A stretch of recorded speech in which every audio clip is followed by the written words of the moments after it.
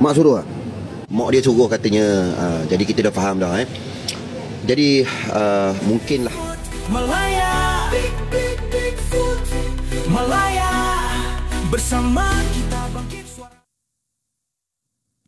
Korang tonton ni, satu video tular tunjuk realiti pahit kanak-kanak Rohingya kat Malaysia. Ada seorang budak ni tidur terbaring tengah laluan awam, tempat kaki 5, halang orang lalu lalang. Bila ditanya kenapa, budak tu jawab terus terang, mak yang suruh. Ya, anak kecil dijadikan alat semata-mata untuk tarik simpati rakyat tempatan. Ini bukan sekadar kemiskinan biasa, tapi strategi perniagaan yang kotor.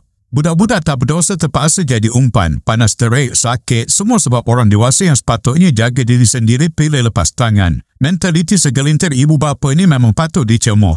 Tenaga anak diperah sedangkan mereka yang sepatutnya berusaha tak buat apa-apa. Rakyat Malaysia mula muak. Dahulu kita sambut mereka dengan tangan terbuka. Kini ramai yang nak kawal kemasukan pemegang kad UNSCR. Bukan soal rasisme, tapi soal budaya yang ambil kesempatan atas kebaikan orang lain. Anak kecil dijadikan perisai untuk kelangsungan hidup orang dewasa.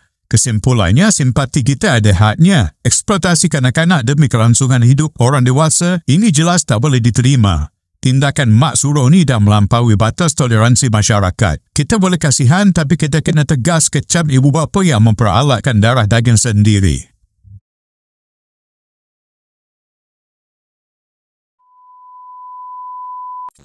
Bapa pula.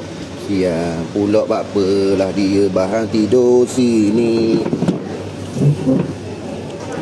Bapamu bahang tidur sini. Oh. Kenapa you tidur sini? Kenapa you tidur sini? Ini orang lalu lalang mau makan. Mak suruh? Mak suruh? Mak dia suruh katanya. Jadi kita dah faham dah.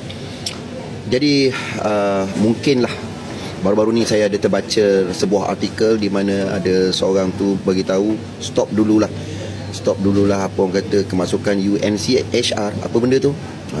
Sebab apa? Sebab benda-benda macam ni. Benda-benda macam ni. Budak-budak ni dia hanya ikut je. Kalau orang tua suruh gitu, dia akan buat. Kesian dekat dia. Walaupun dia Rohingya, tapi kita suruh dia duduk kat lain, dia tak nak. Nak macam mana? Ini adalah satu strategi bisnes. Berat. Kita bukan tak kasihan tengok budak-budak ni. Tak kisahlah dia bangsa apa sekalipun, dia kaum apa sekalipun kan. Tapi pokok pangkalnya, budak-budak ni dia takkan buat kalau tak ada arahan daripada mak ayah ataupun daripada orang-orang lain lah. Orang tua yang lebih tua daripada dia lah. Nanya ke budak macam dia tadi tu tidur di tengah-tengah panas macam tu, sakit weh. Lama-lama pun lemah. Tadi bang bagi duit sikit, suruh dia cari tempat lain lah. Dia jalan pun huyung hayang lah. Nanya. Yang masalahnya mak dia suruh tidur situ. Bon cakap dekat dia, kenapa mak awak tak nak tidur sini?